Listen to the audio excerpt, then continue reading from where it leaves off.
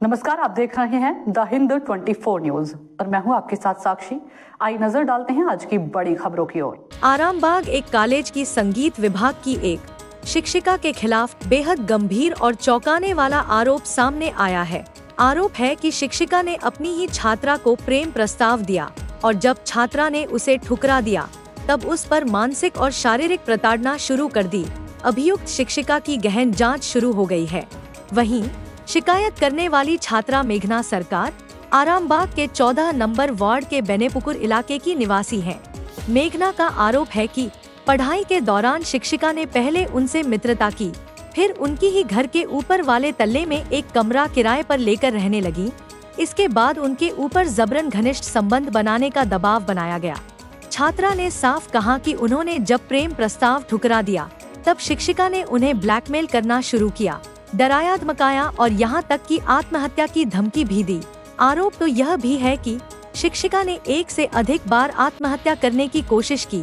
जब छात्रा ने उनकी बात नहीं मानी, मेघना अब किसी और कॉलेज में पढ़ाई कर रही हैं, लेकिन उनके अनुसार मानसिक प्रताड़ना अब भी जारी है।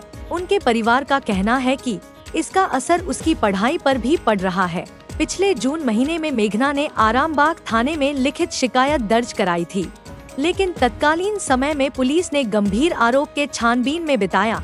अब जब उसी शिक्षिका के खिलाफ एक और छात्रा ने उत्पीड़न का आरोप लगाया है, तब जाकर पुलिस प्रशासन हरकत में आया है। आज एक बार फिर मेघना थाने पहुंची और स्वयं आईसी राकेश सिंह से मुलाकात कर पूरी बात बताई। पुलिस सूत्रों के अनुसार फिर से मामले की जांच शुरू हो चुकी है। इस घटना को लेकर पूरे इलाके में चर्चा और आलोचना का माहौल है। कई लोगों का कहना है व्यक्तिगत भावना हो सकती है, लेकिन एक शिक्षिका द्वारा अपनी छात्रा पर इस तरह दबाव बनाना पूरी तरह से अनुचित और निंदनीय है। हालांकि अभी तक शिक्षिका की ओर से कोई प्रतिक्रिया नहीं मिली है। আমার মেয়ের সাথে তো মর্মান্তিক ঘটনা ঘটেছে, কারণ আমার মেয়ে এই বাড়িতে থেকেই ও আমার মেয়ের সাথে যে আচরণ করেছে সেগুলো আমার চোখের সামনে আসেনি, কিন্তু আমি হাবভাবে সবই বুঝতে পারতাম। কিন্তু এত ডিপে বা এইভাবে মেয়ে মেয়ে এরকম সম্পর্ক হয় বা লেসবিয়ান বা এই জিনিসগুলোই আমার কোনোদিন মাথায় আসেনি। তা আমি ওর তুমি সবসময় মেঘাকে বলতাম, মেঘা তুই সবসময় পড়াশোনা করছিস না, সবসময় ফোনে ও ওপরে আছে, ওপর থেকে সবসময় আমি একা মানুষ, আমার এক মেয়ে তখন স্কুল করছে, আমাকে যে কাজে একটু হেল্প করবে ও সবসময় ডেকে নিচ্ছে। আমি তোরা যদি সবসময় ওপরেই থাকিস তাহলে আমি কি করে কাজ করব একা একা।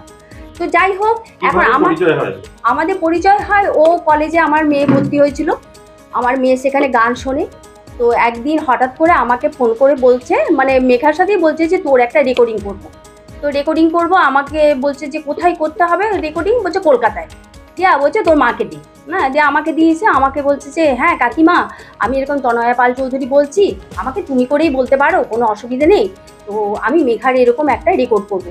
আমি বলছি রেকর্ড সেটা ভালো জিনিস, কিন্তু কত কি খরচ পড়বে? তখন আমার অবস্থা খুবই খারাপ। বলছে যে 2000 টাকার মতো পড়বে। আমি বলছি দেখো, একে লকডাউনের ব্যাপার, ওর বাবা যেতে দেবে না, হ্যাঁ, আর আমার এখন নিয়ে যাওয়ার মতো সামর্থ্য নেই, তাছাড়া আমি এখন 2000 টাকা জোগাড় দিতে পারবো না। আমি এখন রেকর্ডিং করবো না, আস্তে আস্তে করুক। ও গানেতে ভর্তি হয়েছে, আস্তে আস্তে গানের সব কিছুতে ভালো। বলতে আমার বোনকে দিনের পর দিন টর্চার করা হয়েছে, মেন্টাল, এবং লাস্ট অব্দি আমি জানতে পেরেছি ওকে ফিজিক্যাল টর্চারও করা হয়েছে। এমন চড় মারা হয়েছে যে অজ্ঞান হয়ে গেছিলো।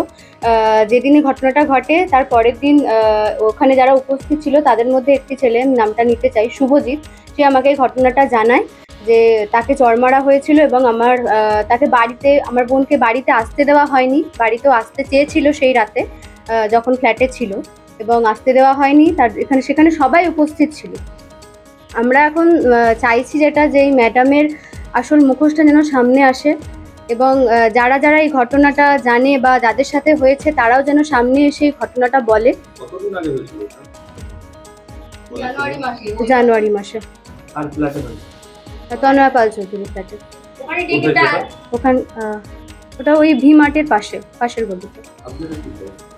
আমরা চাইছি, এখনো অবধি আমাদেরকে, মানে কাল অবধিও আমার বৌদির কাছে কল এসেছে, আমাদের কাছেও দিনের পর দিন অন্য নাম্বার থেকে থ্রেটনিং আসছে। আমার বাবাকেও কল করা হচ্ছে, মাকেও কল করা হচ্ছে, এবং আমি স্কুলে চাকরি করি এবং সেখানেও মানে যাবার কথা বলা হচ্ছে। আমরা চাইছি যে এই বিষয়গুলো সামনে আসুক এবং পুলিশ হস্তক্ষেপ করুক এবং কলেজ কর্তৃপক্ষ এটাতে হস্তক্ষেপ করুক। আপনার নাম? পল্লবী সরকার। উনি আপনাদের প্রতি এরকম কেন করছেন? আমার বোনকে প্রেমের প্রস্তাব দেওয়া হয়েছিল এবং সেখানে ও তাতে রাজি হয়নি। প্রেমের প্রস্তাবপত্র উনি তো মহিলা। হ্যাঁ, উনি যতদূর সম্ভব, মানে আমি ওই কলেজে স্টুডেন্ট ছিলাম, আমি মিউজিক ডিপার্টমেন্টে ছিলাম আগে। আমি তখন জানতে পেরেছিলাম উনি লেসবিয়ান, ঠিক আছে? তো সমকামী। সমকামী এবং বাইসেক্সুয়াল। উনি বিবাহিত, এখন সেটা ডিভোর্স হয়ে যায়। হ্যাঁ, এখন সরব হলেন কেন এই বিষয়টা? আমরা অনেক দিন থেকেই বিষয়টাতে সরব হয়েছি, প্রায় 5-6 মাস তো বটেই।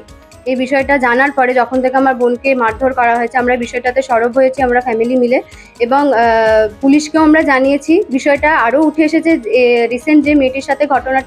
যে একজন প্রাক্তন ছাত্রী নিয়ে যেটা আপনি বলছেন সেটা আমাদের এখতিয়ারের মধ্যে পড়ে না।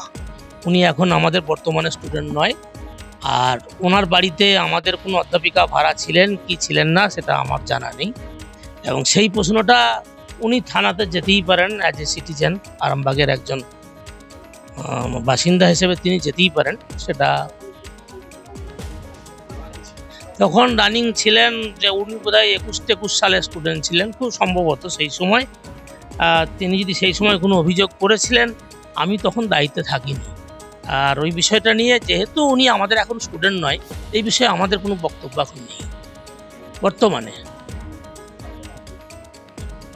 কোন বিষয়টা, যেটা ওই কলেজের যে বিষয়টা যেটা বলি, আপনি যেটা বললেন প্রথমে শুরুতে যে কলেজের গেটের বাইরে, প্রথম কথা, কলেজের গেটের বাইরে কিছু যদি ঘটে, আমরা গেট পর্যন্ত আমাদের গার্ডরা আছে, লক্ষ্য রাখে ছেলেমেয়েরা যাতে ভালোভাবে যেতে পারে, এবং সেটা তারা লক্ষ্য রাখে। কিন্তু আমাদের কলেজের গেটের সামনে কিছু হয়নি।